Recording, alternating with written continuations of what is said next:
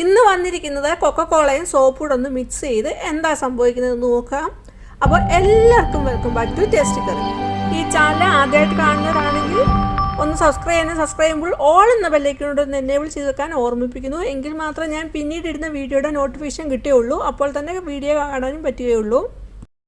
ഞാനിവിടെ സോപ്പ് എടുത്തിട്ടുണ്ട്. ഏത് ടൈപ്പ് സോപ്പ് വേണമെങ്കിലും എടുക്കാം.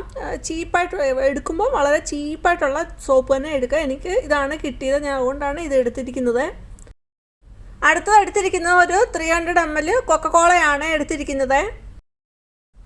അടുത്തത് എടുത്തിരിക്കുന്നത് 1 ടീസ്പൂൺ വീതം ബേക്കിംഗ് സോഡയും ഉപ്പുമാണ് എടുത്തിരിക്കുന്നത്. അതൊരു ബൗളിലോട്ട് ഇട്ടിട്ട് വെള്ളം ഒഴിച്ച് നന്നായിട്ട് മിക്സ് ചെയ്തിട്ട് മാറ്റി വെക്കുന്നുണ്ട്.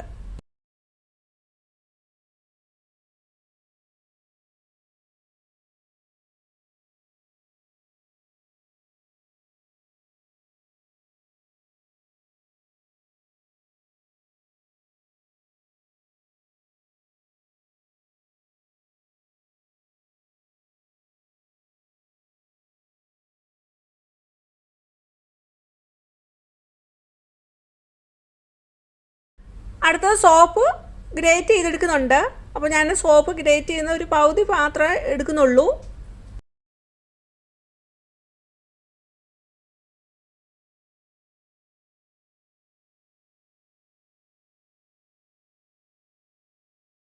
സോപ്പ് ഗ്രേറ്റ് ചെയ്തെടുത്തു. ഇനി അതിലേക്ക് നമ്മളുടെ ആ കൊക്കക്കോള ഒഴിച്ചു കൊടുക്കുന്നുണ്ട്, മൊത്തം ഒഴിച്ചു കൊടുക്കുന്നുണ്ട്.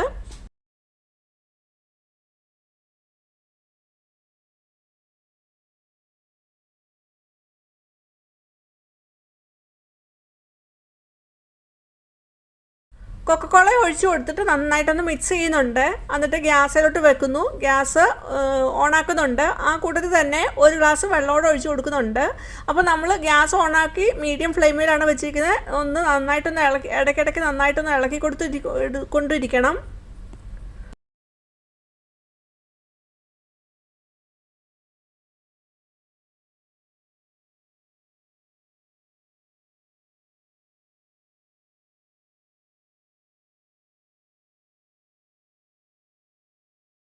നമുക്ക് മിക്ക ഫാസ്റ്റ് ഫുഡിൻ്റെ കൂടെയും നമുക്ക് സോഫ്റ്റ് ഡ്രിങ്ക് കിട്ടാറുണ്ട്. അപ്പം ഈ സോഫ്റ്റ് ഡ്രിങ്ക് ഒക്കെ കിട്ടുമ്പോൾ ഇതുപോലെ വെറുതെ അപ്പം മിക്ക ആൾക്കാരും കുട്ടികൾക്കൊക്കെ കൊടുക്കാതെ അത് ഒഴിവാക്കുകയായിരിക്കും ചെയ്യുന്നത്. അപ്പോൾ നമ്മൾ വെറുതെ അത് കളയാതെ നമ്മൾ ഇതുപോലൊക്കെ ഒന്ന് ഉണ്ടാക്കി വെക്കുകയാണെങ്കിൽ വളരെ നല്ല ഹെൽപ്ഫുള്ളായിട്ടുള്ള ഒന്നാണ്.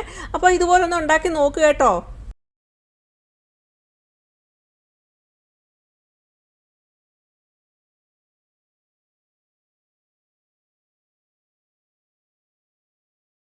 ഇതുപോലെ വളരെ യൂസ്ഫുൾ ആയിട്ടുള്ള കുറേ ടിപ്സുകൾ ഞാൻ എൻ്റെ ചാനലിൽ ഉൾപ്പെടുത്തിയിട്ടുണ്ട്.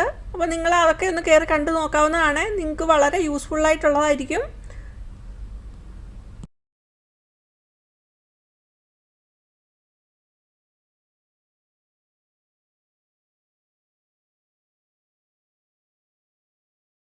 അങ്ങനെ ഇളക്കി അതൊന്ന് തിക്കായിട്ട് വരണം.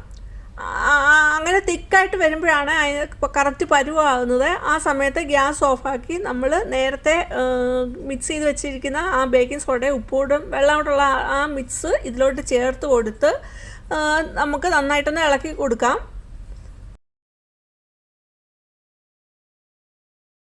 ചെറിയ ചൂടോടുകൂടിയാണ് ആ ബേക്കിംഗ് സോഡയും ഉപ്പൂടുള്ള മിക്സ് ചേർത്ത് കൊടുത്തിരിക്കുന്നത്. അങ്ങനെ അതും ചേർത്ത് കൊടുത്ത് നന്നായിട്ട് മിക്സ് ചെയ്തെടുത്തിട്ട് ഇനി ഞാനൊരു പ്ലാസ്റ്റിക്കിൻ്റെ ഡപ്പ എടുത്തിട്ടുണ്ട്. ചെറിയ ചൂടുണ്ട്, കുഴപ്പമില്ല. അതിലോട്ട് ആ പാത്രത്തിലോട്ട് ഒഴിച്ച് കൊടുക്കുന്നുണ്ട്. എന്നിട്ട് ഇത് നമുക്ക് സെറ്റ് ചെയ്യാനായിട്ട് മാറ്റി വെക്കാം.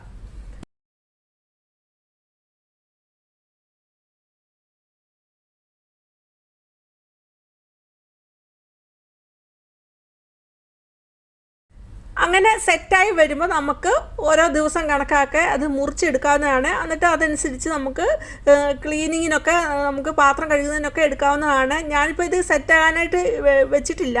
അതിന് മുമ്പ് തന്നെ ഞാനൊരു ബൗളിലോട്ട് 1-2 സ്പൂണ് ഈ നമ്മുടെ സോപ്പ് സൊല്യൂഷനും കോക്കക്കോളയുടെ ഉള്ള ആ സൊല്യൂഷൻ എടുത്തിട്ട് ഞാനൊരു പാത്രം ക്ലീൻ ആക്കുന്നത് കാണിച്ചു തരുന്നുണ്ട്.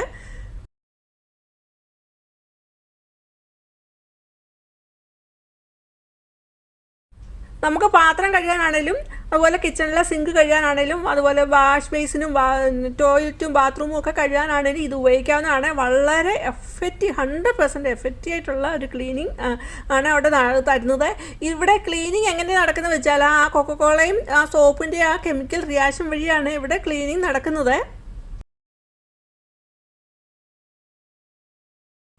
ഞാനിവിടെ ക്ലീനാക്കാനായിട്ട് ഒരു സ്റ്റീലിൻ്റെ പാത്രം എടുത്തിട്ടുണ്ട്. അപ്പോൾ ഞാനിതൊന്ന് ക്ലീനാക്കി കാണിക്കുന്നുണ്ട്. വളരെ 100% ക്ലീനിങ് റിസൾട്ട് തരുന്ന ഒന്നാണ് നമ്മുടെ ഈ സോപ്പ് സൊല്യൂഷൻ.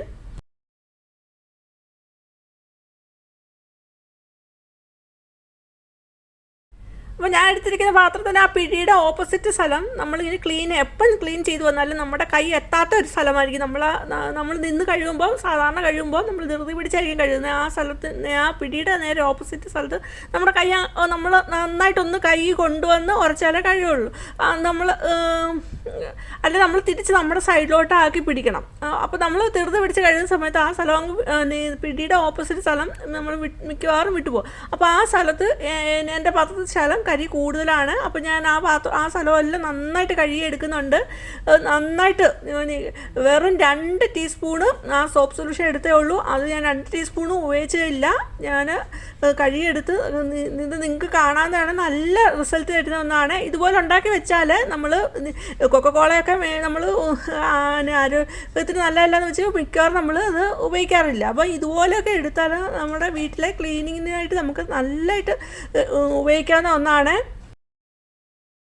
സാധാരണ കൈ പെട്ടെന്ന് ഡ്രൈ ആകുന്നവരാണെങ്കിൽ നമുക്ക് ഇതുപോലുള്ള സൊല്യൂഷനൊക്കെ ഉപയോഗിക്കുമ്പോൾ നമുക്ക് ഗ്ലൗസ് ഇട്ട് ഉപയോഗിക്കാവുന്നതാണ്. അല്ലെങ്കിൽ ഒരു കവർ നമ്മുടെ കയ്യിലോട്ട് ഇട്ടിട്ട് നമുക്ക് ഉപയോഗിക്കാവുന്നതാണ്. നമ്മുടെ കൈ അഴുക്കാതെ നല്ല സോഫ്റ്റ് ആയിട്ടിരിക്കാൻ നല്ലതായിരിക്കും. ഇവിടെ ഞാൻ സാധാരണ നമ്മൾ ഉരച്ച് കഴുകുന്ന പോലെ ഒന്നും ഉരച്ച് കഴുകിയിട്ടില്ല. ജസ്റ്റ് ആ സ്കവർ ഒന്ന് കഴുകിയതേ ഉള്ളൂ.